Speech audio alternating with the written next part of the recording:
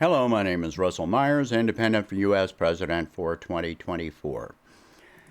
Working on some policy proposals is a bit more complex than others are.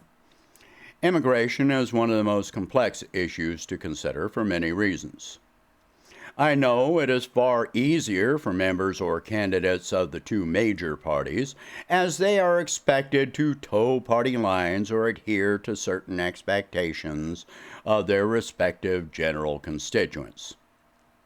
Yet even the constituents have been led into their current views over many years by certain interests that have spent huge amounts of money and hired experts to convince people to be as divided as possible.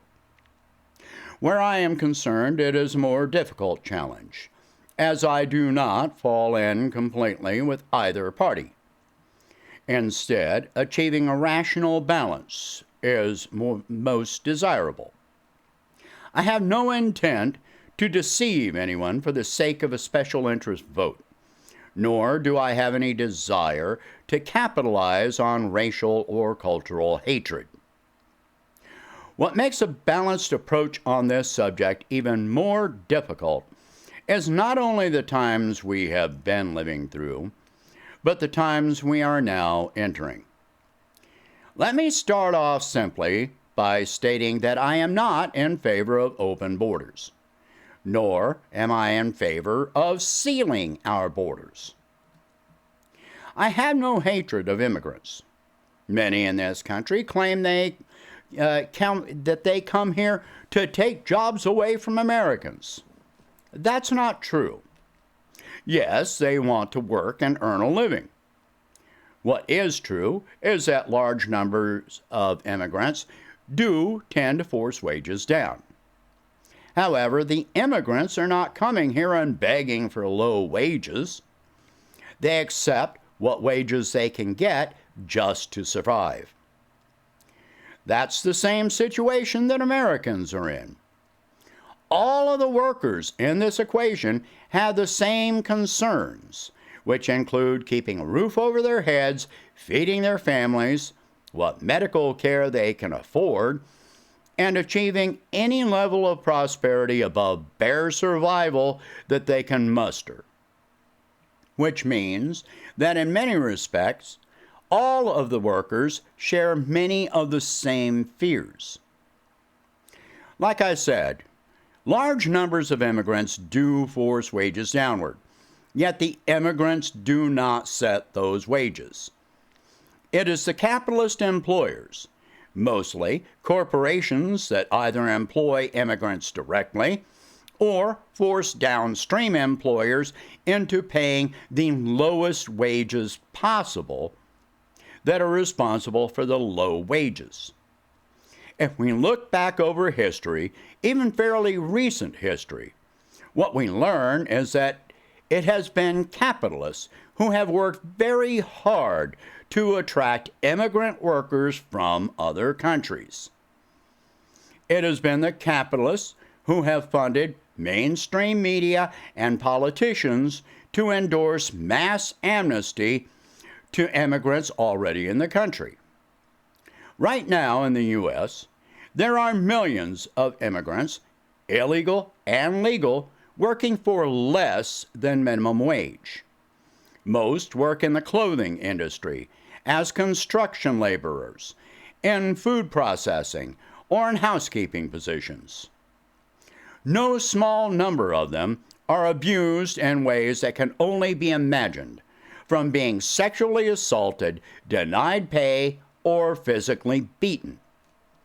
They have no options available because if they speak out, they will not only be fired, but will be turned in to immigration services and deported. For American workers, this means they can be laid off and replaced by lower wage workers. Complain about wages or work conditions, and a worker can be threatened with the exact same punitive measures. Just shut up and take it, or you will have nothing. Many immigrants have taxes and Social Security deducted from their paychecks using documents falsified by their employers. They may pay into the system for decades, yet will never be able to claim benefits from that same system that they have paid into. Once wages have been forced down chronically over decades, our society becomes considerably desensitized to low wages. Once that happens, as in recent years, then it becomes time to evict immigrants and keep the low wages. One should note that in the past year, the official unemployment rate dropped extremely low. That is when American workers began demanding better wages and conditions. So, what was the very next thing to happen? We started going from too many jobs to fill to the current beginnings of mass layoffs, forcing wages back down again. The reason I bring this up is because this time around, immigrants cannot be blamed for the problem. Biden is deporting more immigrants than Trump did by this time in his administration. In addition, China has reduced production due to ongoing pandemic restrictions. So the lack of immigrants should be opening up more jobs, while lack of imports should be creating more jobs. All of which should mean higher wages and better benefits. The reverse is happening. As long as we keep the same system with the same people running it, American workers will never win this battle. You will be in the same situation as the immigrants, aside from being deported. Shut up, have nothing, and be happy with it.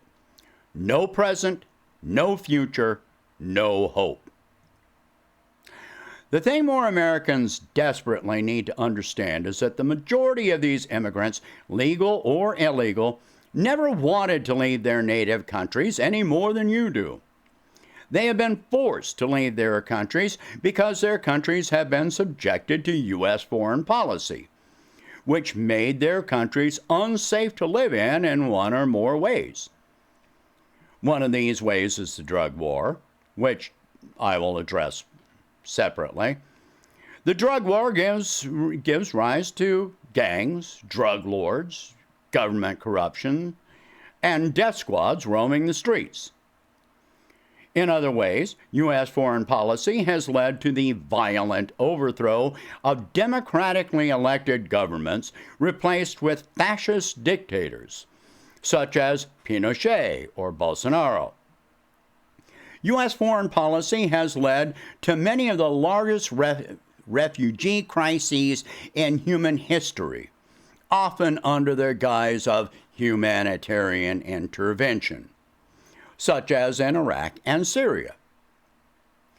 Even when violence may end, pardon me, which tends to be rare once it has begun, these countries are forced into decades, even generations, of poverty unlike anything most Americans can remotely imagine. Hunger, malnutrition, rampant disease, lack of medical care, inadequate housing, human trafficking, civil wars, and violent crime are exceedingly common in countries subjected to U.S. foreign policy. We can witness these things right now in Libya, Yemen, Somalia, Afghanistan, Brazil, Chile, and many other countries. These countries become death traps. Sometimes death may be welcome to those who cannot escape these conditions. Many of the people deported back to their native countries die within a very short time after being deported. Some for being targeted by drug gangs. Some for being political dissidents under fascist regimes installed by the U.S. government. I personally took care of an AIDS patient from Honduras many years ago. She had contracted AIDS by being raped. She was on her deathbed when immigration officials came to pick her up. We had tried to shelter her but could not. They said they were going to have her family come pick her up at the airport. We knew that was a lie because her family were all dead. Even if she had a family, they would not have been able to afford medications that she needed. What happened was that U.S. immigration officials literally dumped her at the airport with the airport security staff in Honduras. All of the nurses cried for days after that, including myself. She was 20 years old, if I recall correctly. I know she was no older than 21. So what can we do about this? We do need a strong border, I will agree. That said, I am very much in favor of granting amnesty to those who fear for their lives in their own countries for good reason. I am also in favor of providing a path to citizenship for those who have been in the U.S. for a number of years. That path would have to include learning to speak English, not for racist reasons, but because it improves their ability to provide for themselves and their families while also improving their ability to function in society at large. It would also tend to decrease racist hatred that they experience, if only by a small degree. The bigger picture involved here is the desperate need to change our foreign policy. No more regime change operations in other countries, which have always had a boomerang effect. Make another country unsafe, people flee that country. If possible, they attempt to flee to the one country historically not prone to U.S. foreign policy, which is the U.S. Ending the war on drugs would be a tremendous step forward in making these other countries safer. The U.S. could easily provide the same funding to many South American countries as we do at this time, but require it be used for humanitarian aid. Or just provide humanitarian aid directly. No more U.S. armed forces, no more CIA, no more weapons. It would be very possible these countries could produce some of the less harmful drugs they now produce, such as marijuana. Those drugs are only produced because there is a market for them in the U.S. Standards for production could be established and closely monitored. What drugs are produced would be sold and taxed. The substances would be safer, and the prices would still decline. Meanwhile, U.S. law enforcement could focus on keeping our streets safer from violent crimes which are not related to drugs. This would reduce the dangers in those countries, meaning the flow of migrants seeking to come here would slow to a near stop. Making such strong changes to our foreign policy is something which would take time. In the interim, I would not be averse to expanding the size of refugee detention centers, not for the purpose of housing more refugees.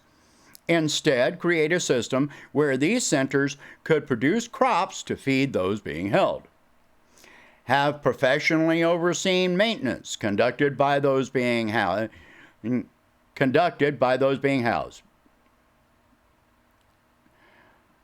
This would reduce the cost of maintaining these centers, while probably helping to maintain the U.S. food supply. Excess food produced could be supplied to food banks across the country. Provide individual housing units for families. Provide education where it is deemed appropriate, especially for children.